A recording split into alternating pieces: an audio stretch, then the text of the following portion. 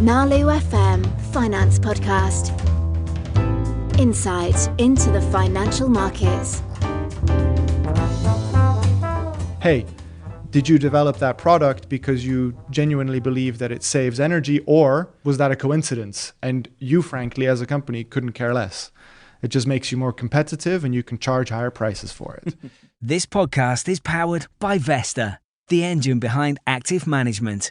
Vesta is a Switzerland-based fintech startup that provides software for issuers of actively managed certificates to automate their value chain fully. Visit Vesta, VESTR.com to schedule a meeting with an expert and to learn more about Vesta. Dominique, thank you very much for taking the time to talk to me.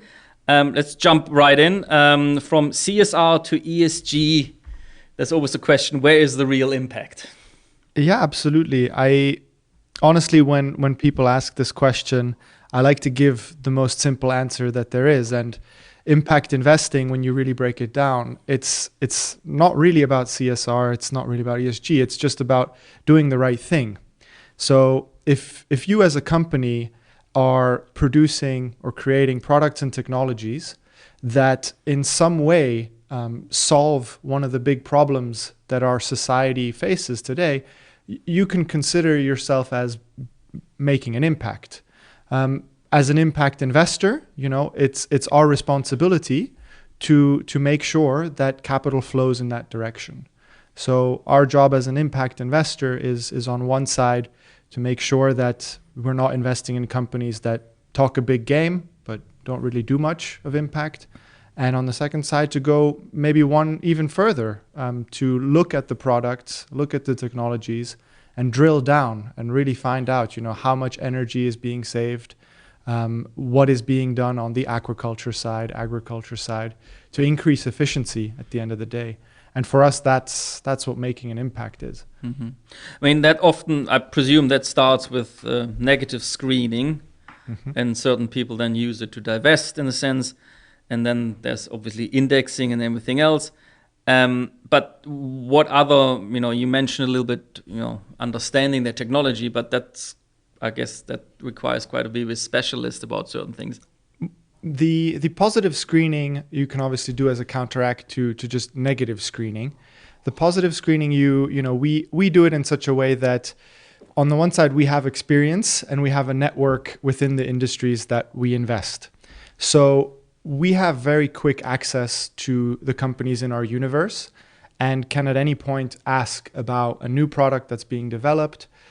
We can either go in and ask investor relations, a lot of times the CEO, but what's even more valuable to us is having a connection to the engineers, the on-site guys that know how the products work, and we have them explain the product to us, at least to understand what makes it competitive, what makes it better than the competition product, and to gain a kind of an increased and enhanced conviction and confidence in that we have invested in the right company. I mean, you mentioned already a little bit how you holistically look at the positive impact. It does solve one of the big problems. And clearly, let's call it ESG labeled stocks have done pretty well, I think, particularly lately as well. That could be a momentum. But how do you deal with the fact that obviously a lot of these companies very differently report, because you invest in public equities in a sense. That's right, yeah. So there's different standards, there's different, the European Union also is looking into certain things, but there's different standards, and I presume they're also reporting very differently. How do you deal with that? So, I mean, the problem really solves itself for us. When you're a large asset manager, you have to report on 2,000 companies. So you have to have a structure so that you can, do the same thing for each company. We don't do this on 2,000 companies. We do it on 20 to 30 companies. And when you focus yourself on that level, you have a lot of time that you can invest into actually looking at the companies in detail, having the dialogue, and at the end of the day, assessing it properly. That sort of leads me to the next question. So how does, let's say, impact investing or the standards that you use, how can it improve the investment return? Do you notice certain things like the PE ratio is more better, or the return, obviously, hopefully, of the stock long term is more better? But what do you find there? They're more resilient, like in what happened over the last 6 months? What do you find? What are sort of the makes it unique in a sense versus other investments? Well, of course, there's the structural shift. There's a structural shift going on towards sustainability right now. You have consumers on the one side demanding energy efficient products, resource efficient products, and the legislature is finally there, not least the EU action plan that's been linked to efficiency targets.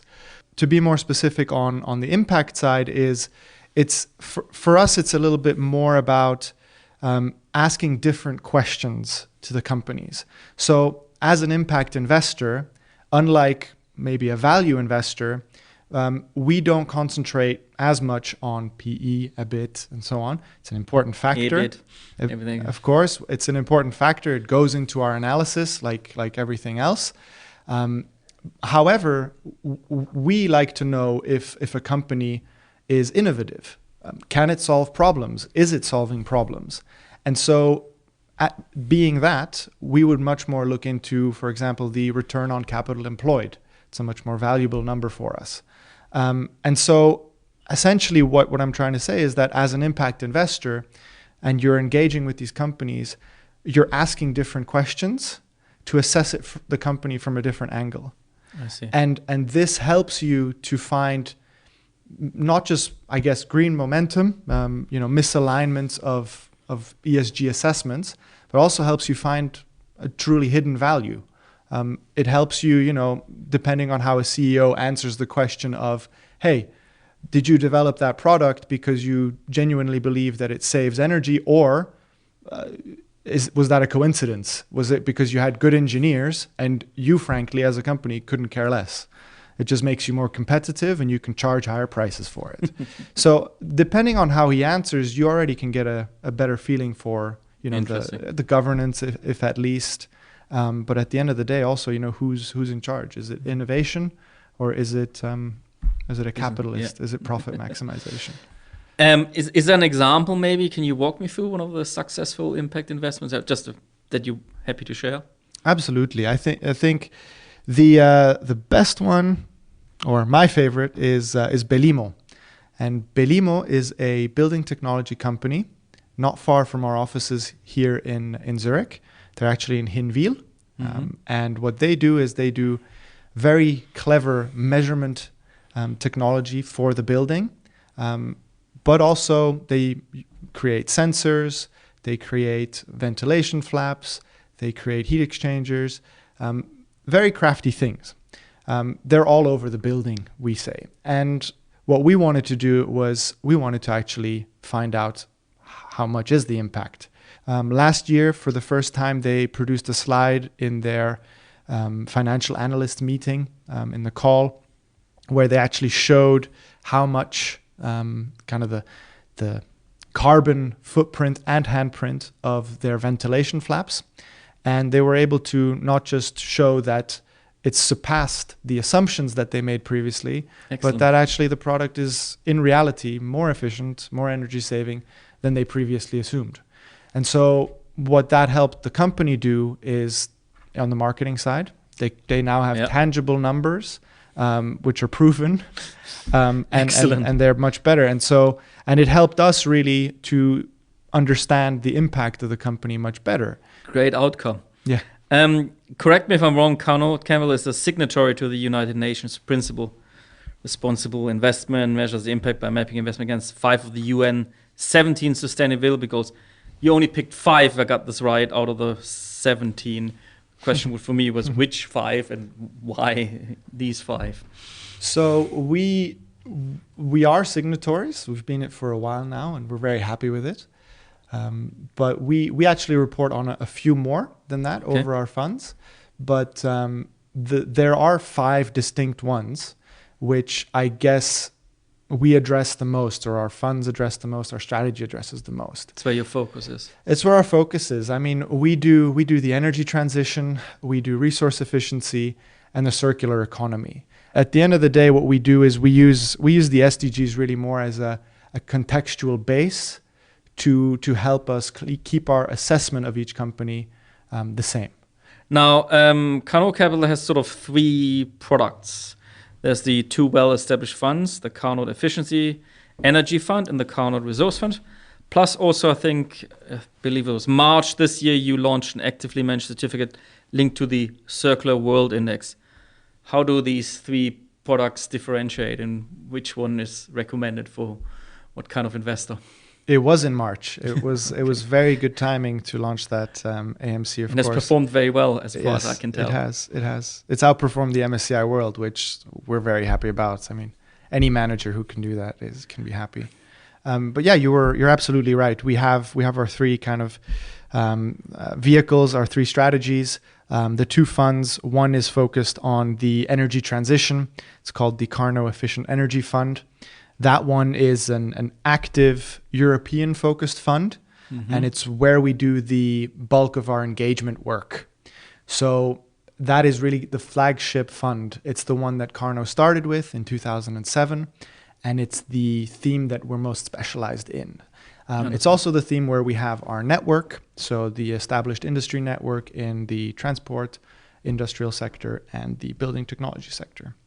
So that's where we do a lot of the busy work, if you will. Yeah. The Carnot Efficient Resources Fund, that's a broader approach, and it is quantitative in nature. So each position is equally weighted. We'll have about 40 positions in there, and we are covering, I guess, all of the resource themes that you can. We bunched them together in terms of the 4 elements theory from the Romans. So you are exposed to agriculture, aquaculture, clean air, and also a bit of fire, which essentially is energy. Yep. But we established the Carnot Efficient Resources as a kind of broader alternative. And is that as a global? It's a global approach. The other one is Europe, exactly. And the Circular World Index, it's a selection of the companies in our universe. So keep in mind that we have the Resources Fund, the Energy Fund, and that creates a universe. And from there, we select those companies which best fit the theme of the circular world. Now, who defines what the theme of the circular world is? I've heard from a lot of potential investors as well as investors alike that they chose to come in, or that they're considering to come in, because they find, stocks in there which they don't find in any of the circular world ETFs. They also see certain things in there that they don't see anywhere else, like agriculture, for example, which just isn't in all the other ones. So how do we define it? As for us, what it really is that we want those companies with products and technologies that enable and promote the reuse of natural resources and thereby help fight climate change. That was our kind of definition of what we want in there. And that was the definition as well that Vontobel approached us with. And we were able to say, absolutely, we can deliver. We have, we screen, we have a universe, and you've done it for a while now. We've done it and for a while. And you just mentioned Vontobel. I mean, you clearly have a long relationship with them. You also mentioned the Investors platform. How has this been working out for you, being visible out there? Because it's quite a unique solution. Nobody else besides Vontobel offers that so far. It's been very useful, actually. I mean, personally, I find it a very user-friendly environment. We particularly like the fact that we can, post thought pieces very quickly. If we have something, we did something on battery. The remaining parts of the battery, the Batterieschrott, which we wrote in German. It's a fun little word. And so the interaction with the platform is valuable to us, but also as an investment manager, you see who's interested, how interesting, what people find, and that allows you to gauge, how well it's doing. But yeah, it's. I think the only annoying thing, I guess, but that's the world we live in, is the disclaimers in front. Yeah. But that's that's all fair. Part of the business. Exactly. You're not going to get around to them with that one. It's supposed to be there and so on. But yeah. Now a little more personal question: how did you yourself get into impact investing? Was it something you were attracted to beforehand, or did it grow? Did you grow into it in this job, in a role, or Did you pick it? Did it pick you? No, I could answer a very philosophical way, but at the end of the day, I think I just gravitated naturally to it. So you have been, as you mentioned, for quite a while now involved in called purpose investing or impact investing. How has it sort of changed for you over time?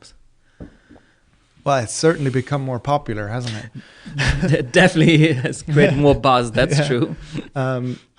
Which I understand. I think a lot of people at the beginning maybe had trouble to understand and separate return from purpose investing.